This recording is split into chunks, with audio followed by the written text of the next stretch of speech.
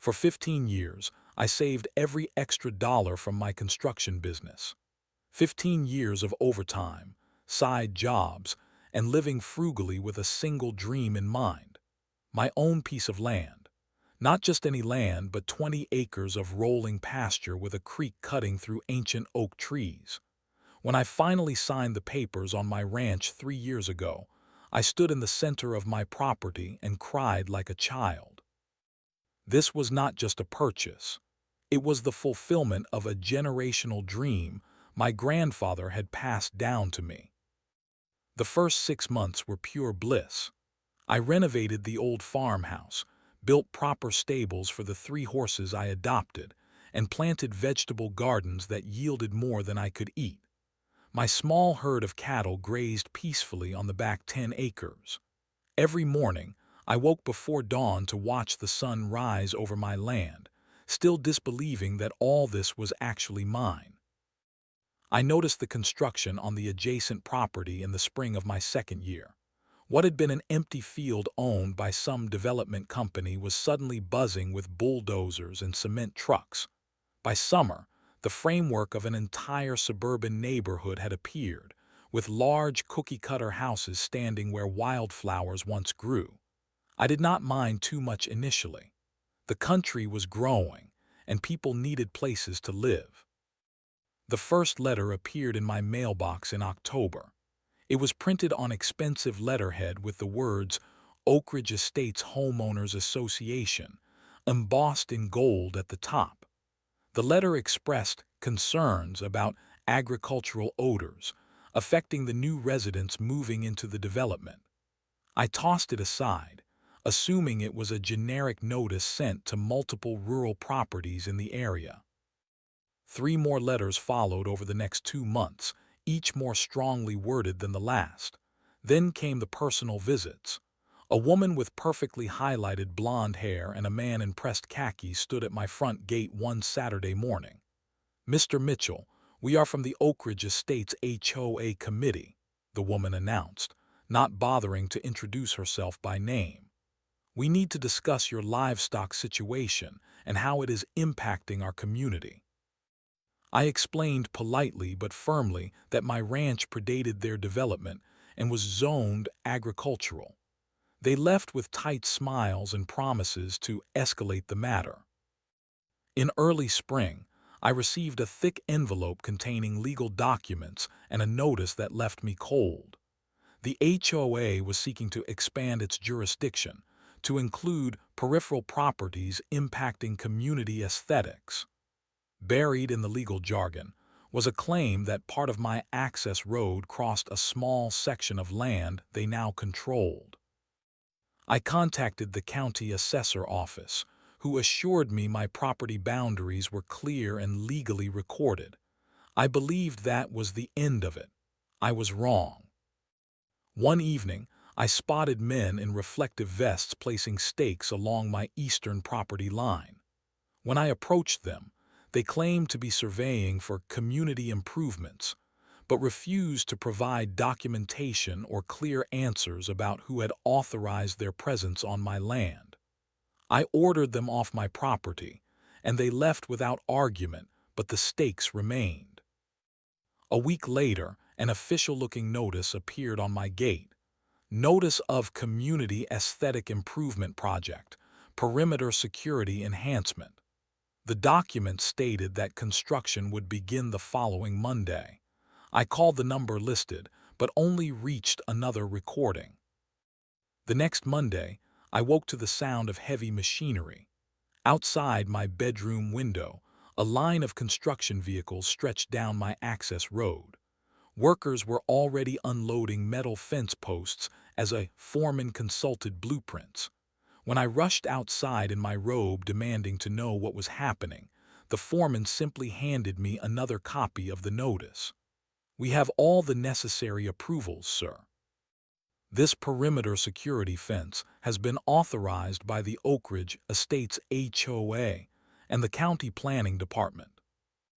I stood barefoot in the morning dew, watching as strangers began to build a fence around my dream. I approached the construction crew supervisor, demanding to see county permits.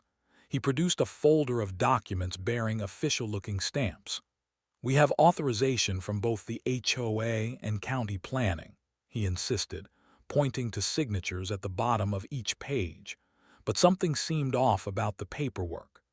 The county seal appeared photocopied rather than embossed, and the approval signatures were illegible scrawls.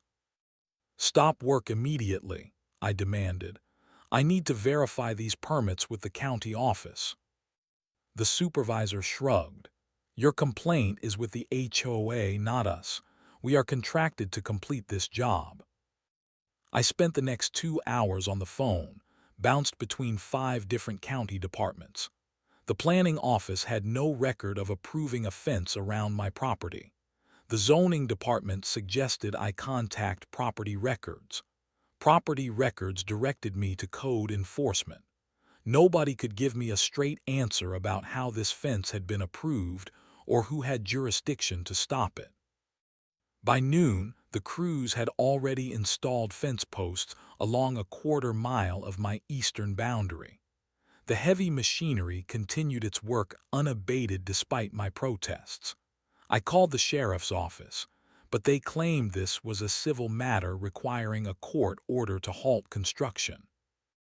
As I argued with yet another county bureaucrat on the phone, a sleek white SUV pulled up to the construction site. A woman emerged wearing designer sunglasses and a blazer despite the warm weather. Her blonde hair was styled in an expensive bob, and she carried a leather portfolio as she approached me with the confident stride of someone used to getting her way.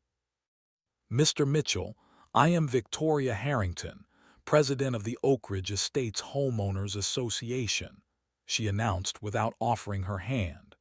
Her voice carried the artificial warmth of a practiced real estate agent. "I understand you have concerns about our community security enhancement project." "Concerns? You are building a fence around my property without my permission," I responded. "This is trespassing, and I have confirmed with the county that your permits are questionable at best." Victoria smiled, the kind of smile that never reached her eyes. "Our legal team has thoroughly reviewed the property boundaries. This fence is being constructed entirely on Oak Ridge Estates land or public easements. We are simply securing our perimeter, which happens to adjoin your agricultural operation." She glanced dismissively at my horses grazing nearby. "The fence will help contain any unpleasant odors and prevent your livestock from affecting our property values." As she spoke, I noticed the fence line veering suspiciously close to my stables. When I pointed this out, she produced a survey map that contradicted the boundaries recorded in my deed. "Your outdated property markers do not reflect recent county adjustments," Victoria stated with absolute certainty, despite the obvious falsehood. "I suggest you consult with your own attorney if you have concerns, but this project has been approved and will proceed on schedule." Over the next 3 days, I watched helplessly as the fence grew taller and longer, encircling more of my property. Each post driven into the ground felt like a physical blow. I contacted 3 different attorneys who all required retainers I could not immediately afford. By the end of the week, the awful truth became clear. The fence had been strategically positioned to completely surround my property on 3 sides. The 4th side bordered a steep ravine that was impassable by vehicle. My only access point to the main road was now through a large metal gate installed on what the HOA claimed was their property. At an emergency meeting with a sympathetic county clerk, I learned that the HOA had somehow fast-tracked permit approvals through an obscure administrative process intended for minor boundary adjustments. The clerk seemed genuinely confused about how they had managed to secure approval for such a major project. "I have never seen anything like this," she admitted, reviewing the documentation. "Someone with connections pushed this through without proper oversight." As I drove home that evening, I had to stop at the newly installed gate and enter a temporary access code provided by the construction company. The heavy metal barrier swung open slowly, creaking like the door of a prison cell. For the first time since purchasing my ranch, I felt like an intruder on my own land. 2 days after construction finished, a thick envelope appeared in my mailbox. Inside was the Oak Ridge Estates Peripheral Access Protocol, 20 pages of rules governing the use of community-adjacent entrance points. The document outlined strict regulations that applied specifically to my property. Gate access hours were limited to 6:00 a.m. through 10:00 p.m. Any entry or exit outside these hours required special permission submitted in writing 48 hours in advance. All visitors to my property needed to be registered with the HOA office at least 24 hours before arrival, including service providers like veterinarians or feed delivery companies. The most absurd restrictions targeted my livestock operation directly. Cattle transport was permitted only on Tuesdays between 10:00 a.m. and 2:00 p.m. Hay deliveries required an agricultural supply authorization form, submitted 5 business days in advance. The form included questions about odor mitigation strategies and visual impact on community aesthetics. I attempted to contact Victoria Harrington to discuss these unreasonable restrictions, but my calls went straight to voicemail. Instead, I received a laminated gate access card with my assigned code and a note reminding me that failure to comply with community access protocols may result in suspension of entry privileges. The reality of my new imprisonment hit hard one evening just 10 days after the fence was completed. I had driven into town for veterinary supplies when one of my horses developed colic symptoms. Racing back as darkness fell, I punched my access code into the keypad at the gate. The screen flashed red, "Access DENIED." I tried again, carefully entering each digit. Again, the system rejected my code. I called the emergency HOA number listed on my access card. A recorded message informed me that office hours were Monday through Friday, 9:00 a.m. to 5:00 p.m. There was no option to speak with a human being. I tried the code again and again, growing more desperate as I thought about my suffering horse. After an hour of futile attempts, I was forced to park my truck on the public road and hike around the fence to the ravine side of my property. I climbed down the steep embankment in the dark, fell twice, and tore my jeans before finally reaching my land. My horse recovered after I administered the medication, but the experience left me shaking with rage and helplessness. The next morning, I discovered my access code had been temporarily suspended due to system maintenance. No notice had been provided. When I visited the HOA office to complain, the receptionist informed me that all gate protocols were handled directly by Victoria, who was unavailable for unscheduled meetings. Official citations began appearing on my gate with alarming regularity. Violation: excessive livestock vocalization during community quiet hours, 5:00 a.m. 9:00 a.m. My rooster had apparently broken HOA rules by crowing at dawn. Violation: unauthorized agricultural equipment visible from community sightlines. My tractor parked near my barn was now deemed an eyesore. Violation: fence maintenance deficiency. The irony of being cited for not maintaining the fence they had built against my will was not lost on me. Each citation came with a community impact fee ranging from $50 to $250. When I refused to pay, the amounts were simply added to my access account, with threats that accumulated unpaid fees would result in permanent suspension of gate privileges. Not everyone in Oak Ridge Estates supported these tactics. One evening, a nervous man in his 30s approached me in the hardware store. "I live in the new development," he whispered, glancing around to ensure no one overheard. "Many of us think what they are doing to your ranch is wrong. Victoria and the board do not speak for all of us." His name was Daniel, an IT professional who had moved into Oak Ridge Estates with his family 6 months earlier. Over coffee at a diner far from the development, he shared disturbing information. Victoria and 3 property developers control the HOA board. They are systematically targeting properties they want to acquire for Phase 2 of the development.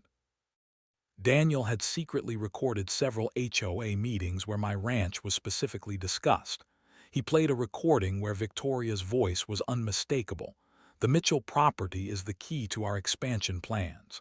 The current zoning prevents development, but if we can persuade him to sell." Another board member interrupted. "He seems stubborn. What if he refuses to sell?" Victoria's response chilled my blood. "Everyone has a breaking point. We just need to help him find his." The recording confirmed what I had suspected. This was not random harassment or overzealous rule enforcement. This was a calculated campaign to force me off my land. They were trying to make my daily life so miserable, so constrained by petty rules and financial penalties, that selling would become my only viable option. That night, I spread all the citations, notices, and rule documents across my kitchen table. I began documenting every instance of harassment, every unreasonable restriction, every financial penalty. If they wanted a war of attrition, they would discover that generations of farmers in my family had learned the value of patience and persistence. I would not be broken easily. But even as I organized my resistance, I wondered how long I could sustain this fight. My savings were dwindling, and the emotional toll was mounting. Each day behind the fence felt like another small piece of my dream was being chipped away. Joe had worked on ranches his entire life. At 72, he still insisted on handling the heaviest tasks despite my protests. I hired him part-time after my first year on the property, valuing his knowledge of livestock and land management more than any agricultural textbook. On a scorching July afternoon, while repairing fence posts far from the house, Joe collapsed from heat stroke. I found him unconscious, his weathered face alarmingly red. His pulse raced under my fingers as I called 911. The dispatcher assured me an ambulance was on its way, but advised me to get Joe into shade and cool him down immediately. With strength born of panic, I carried him to my truck and drove toward the gate, planning to meet the ambulance on the main road. When I reached the gate and entered my code, the keypad displayed an unfamiliar error message. "Access protocols updated. Please contact HOA office for new access credentials." My code no longer worked. The system had been changed without notice. Through the metal bars, I could see the ambulance approaching in the distance, its lights flashing urgently. I called the HOA emergency line again, this time shouting into the voicemail about the medical emergency. I tried every combination of my old access codes. Nothing worked. The paramedics arrived and assessed the situation through the fence. "We need to get to him immediately," one stated firmly. "His condition is critical." They attempted to contact the HOA using their official emergency services channel, but received no immediate response. 45 minutes passed before a maintenance worker for the development happened to drive by and used his master code to open the gate.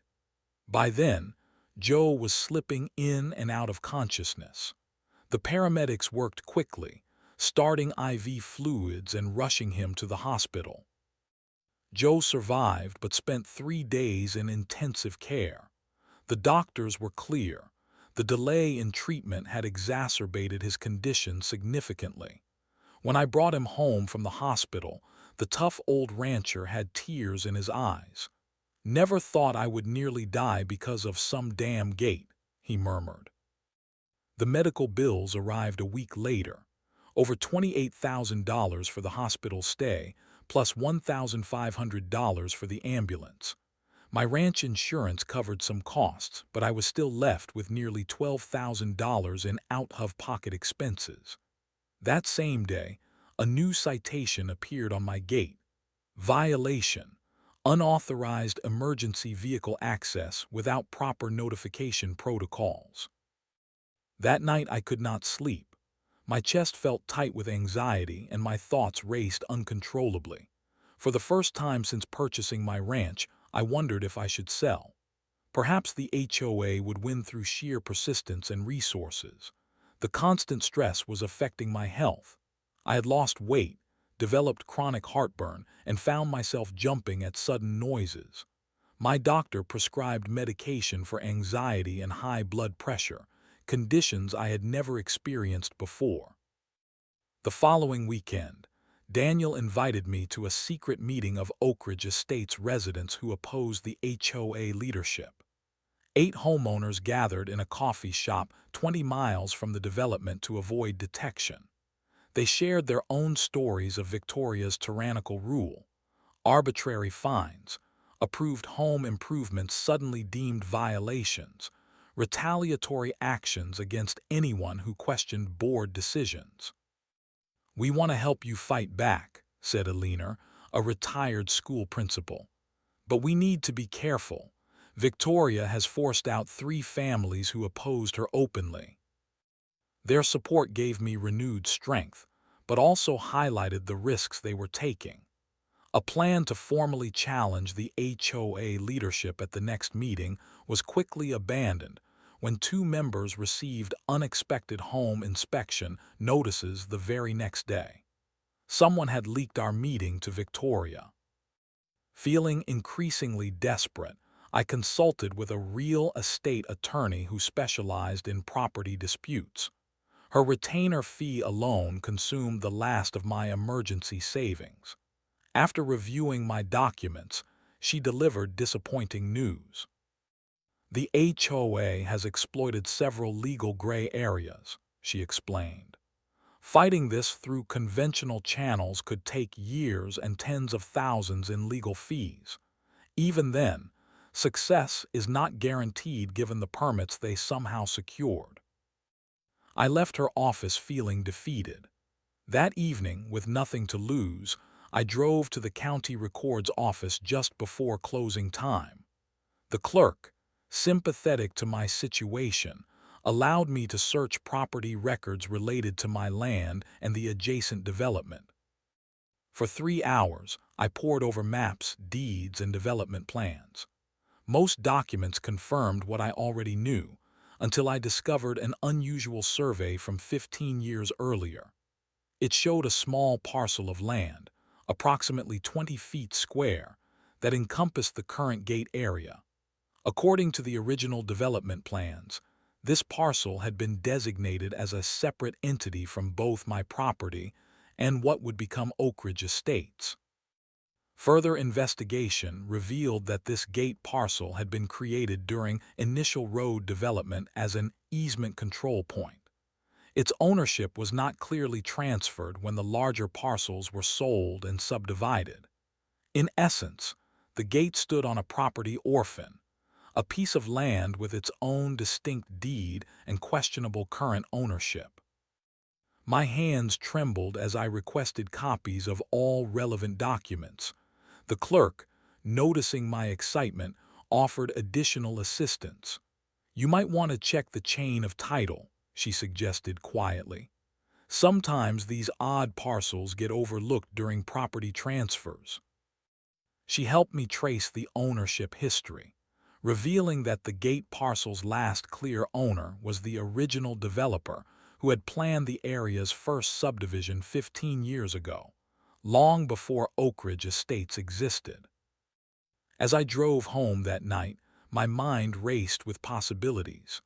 For the first time in months, I felt a glimmer of hope. The HOA had built their control mechanism, the gate, on land they potentially did not own.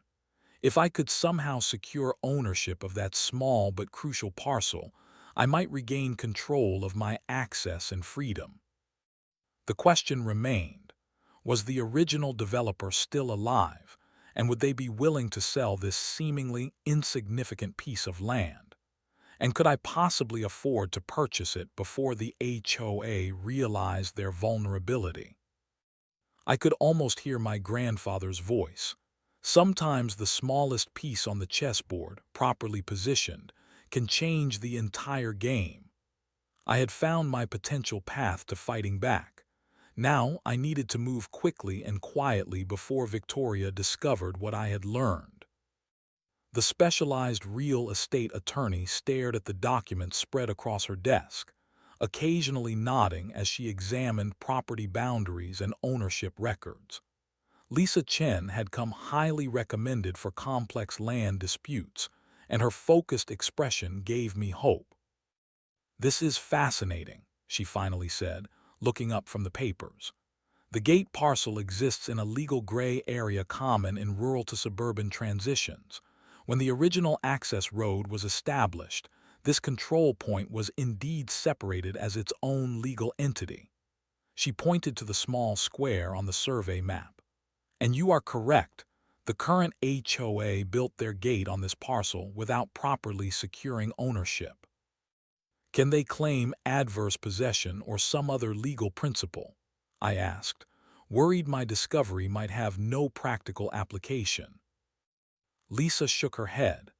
"Adverse possession typically requires open and notorious use for many years, usually 10 or more in this state. The gate is new.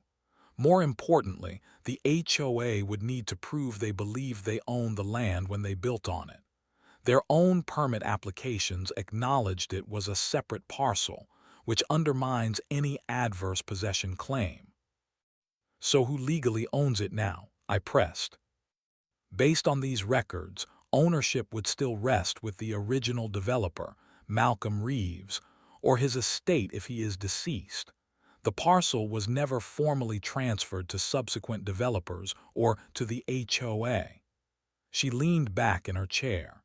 "If you could purchase this parcel from the rightful owner, you would legally control the gate access to your property." For the next 2 weeks, I researched Malcolm Reeves while continuing to document HOA harassment. County records indicated he had developed several communities in the region during the 1990s and early 2000s before retiring. His company had sold the main development tract to larger developers, who eventually created Oak Ridge Estates. With Lisa's help, I located Reeves living in a small coastal town about 3 hours away. A phone call to his residence was answered by a cautious but clear-minded man in his 80s. "Mr. Reeves, I own property adjacent to one of your former developments," I explained. "I am interested in discussing a small parcel you may still own." His curiosity piqued. Reeves agreed to meet at a diner halfway between our homes. I brought copies of all relevant documents, including photographs of the gate now standing on his forgotten parcel. Malcolm Reeves arrived punctually, a tall man with sharp eyes that belied his age. After ordering coffee, he examined the surveys and photographs with evident interest. "I remember this area well," he said. "Beautiful rolling land. I designed the original community to work with the natural landscape, not against it." He frowned at photos of the cookie-cutter Oak Ridge Estates homes. Not what I had envisioned at all. I explained my situation: the fence, the restricted access, the harassment campaign. Reeves listened intently, occasionally shaking his head in disgust. "When I sold the main development tract, I retained several small parcels as potential access points for future road improvements," he explained. "This particular parcel must have been overlooked during subsequent property transfers. Legally, it appears I still own it." "Would you consider selling it to me?" I asked directly. Reeves studied me for a long moment. What exactly would you do with it? Control my own access, I replied honestly, and ensure that my ranch remains viable without HOA interference. A slow smile spread across his face. I never intended for my developments to become exclusionary enclaves. When I planned communities, I included working farms and natural spaces as integral features. He tapped the photograph of the fence. This monstrosity goes against everything I believed in as a developer. Over the next hour, we discussed terms. Reeves was not interested in profiting from my predicament, but insisted on proper legal process. We agreed on a fair price that stretched my finances to the breaking point but remained within reach if I liquidated certain assets. The following weeks were consumed with preparations. Lisa created the purchase agreement while I gathered funds. I sold my late father's vintage truck collection, liquidated my small investment portfolio, and reluctantly borrowed against my retirement account. Every dollar was channeled toward purchasing 20 square feet of land that had suddenly become the most valuable property in my world. The night before signing the final documents, I sat at my kitchen table surrounded by financial statements. The numbers were sobering. If this gamble failed, I would lose not just my daily freedom but potentially my entire financial future. The retirement fund I had built over decades would be severely depleted. At 53, I would have little time to rebuild my savings before retirement age. Joe found me still sitting there at dawn, staring at the papers. "You look like a man facing the gallows," he observed, pouring himself coffee. "If this fails, I lose everything," I admitted. Joe's weathered hand rested on my shoulder. "And if you do nothing, you lose your ranch anyway. Sometimes you have to risk everything for what matters." He gestured out the window toward the pasture where my horses grazed. "This land is worth fighting for." At noon, I met Reeves and Lisa at the county recorder's office. The transaction was processed quietly, with no fanfare beyond the standard documentation. Reeves signed the deed transfer, officially making me the owner of the small but crucial gate parcel. As we shook hands afterward, he leaned close. "Use it wisely," he advised. "Property rights come with responsibilities as well as power." Lisa filed the deed immediately, ensuring it was properly recorded in county systems. We agreed to wait 1 week before taking any action, time enough for the transaction to be fully processed in all relevant government databases. The HOA would have no legal grounds to challenge the properly executed purchase once it was officially recorded. That night, for the first time in months, I slept soundly. The metal gate that had been my prison would soon become my shield. Victoria Harrington and her HOA board were about to discover that their weapon of control had been built on a critical miscalculation. The monthly HOA meeting was scheduled for 7:00 p.m. on the third Thursday of the month. According to Daniel, Victoria always began these sessions with a community standards enforcement update, where she highlighted problematic properties requiring HOA action. My ranch had topped this list for months. With the property transfer officially recorded and confirmed, Lisa prepared formal notification documents. The letter was precisely worded. This communication serves as official notice that the property parcel containing the access gate between Oak Ridge Estates and adjoining agricultural land, parcel ID 478203B, has transferred ownership.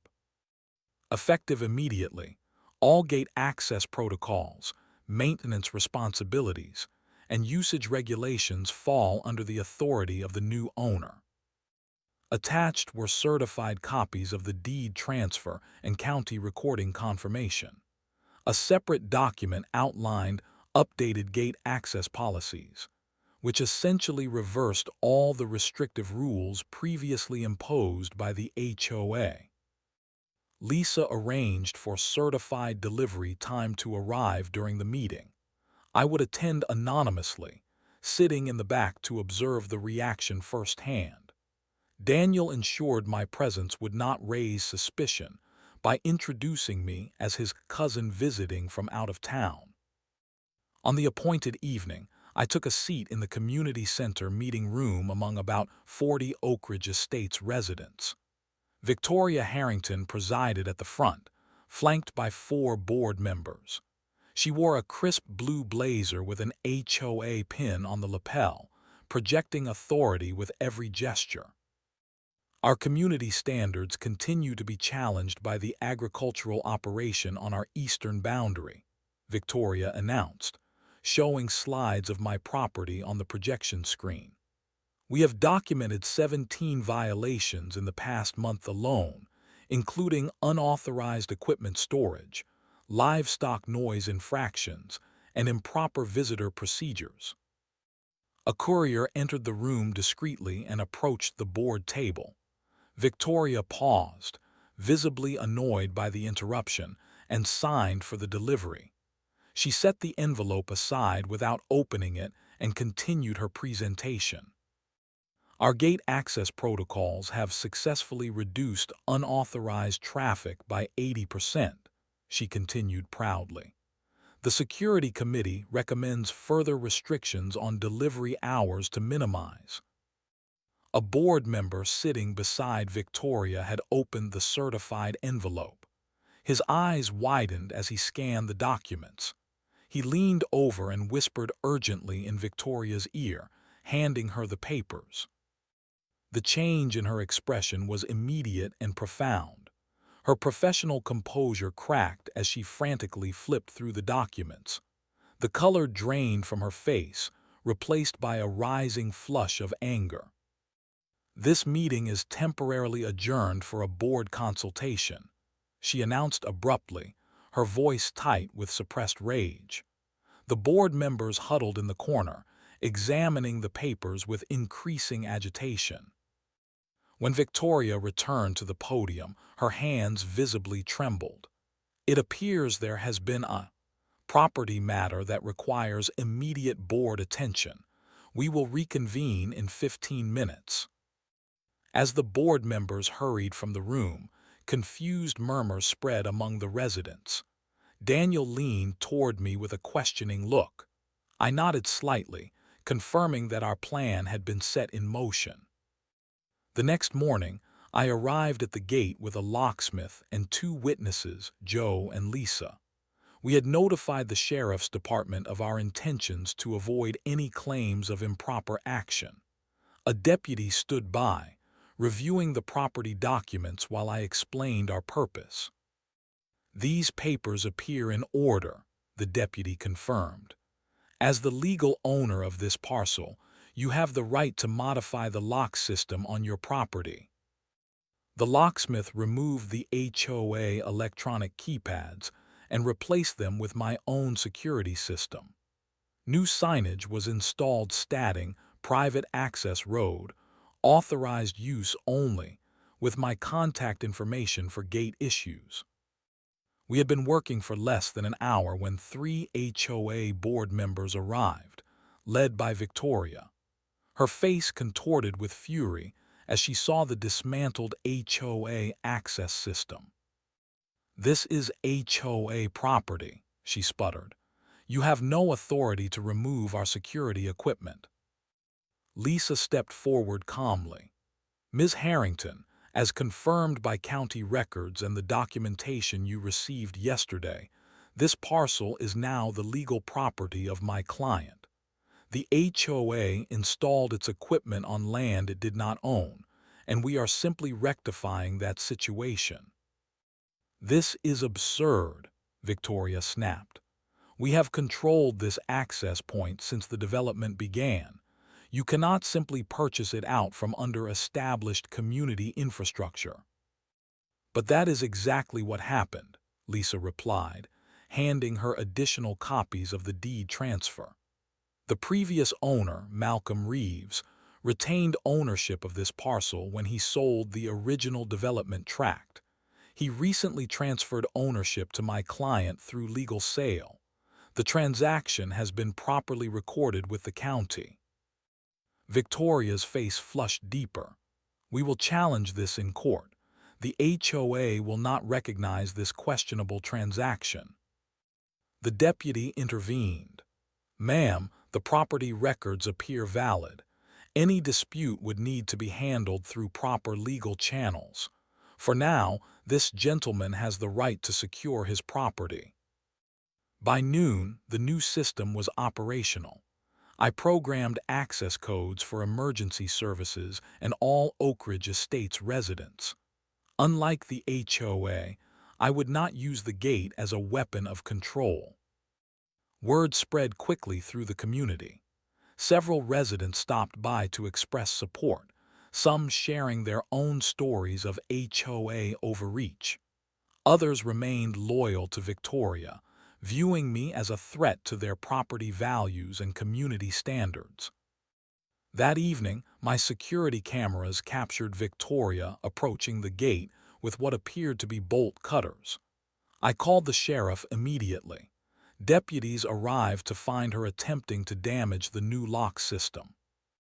Ms. Harrington, you are trespassing on private property and attempting destruction of private property, the deputy informed her.